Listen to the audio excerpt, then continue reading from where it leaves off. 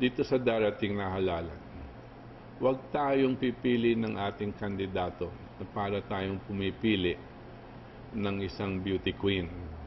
Na pag nabigyan siya ng isang katanungan, inihintay natin kung maganda ang sagot. Hindi natin tinihintay kung ano ang laman ng kanyang sagot. Yan ang problema sa ating mga Pilipino. Para tayong gumagaling kung ang napili natin ang mananalo. Para tayong pumipili ng kung sino ang mananalo sa larangan ng boxing. Masayang-masaya tayo pag nanalo si Manny Pacquiao. Pero ang katanungan ko, ano po ang nangyari sa ating buhay sa pagpapanalo ni Manny Pacquiao sa larangan ng boxing?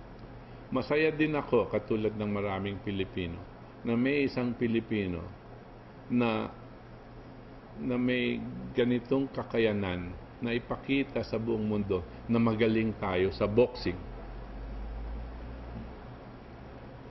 Hanggang doon na lang ba tayo magaling?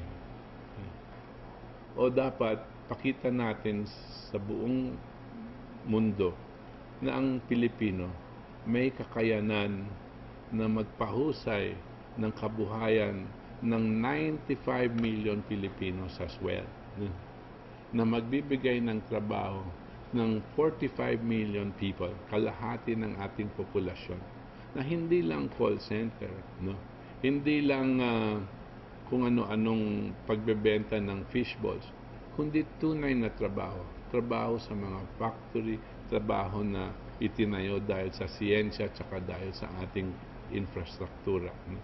Yan ang ating dapat gagawin. Yan ang dapat nating ipagmalaki. Kasi yan may idinudulot na kahusayan at kabutihan para sa ating buhay.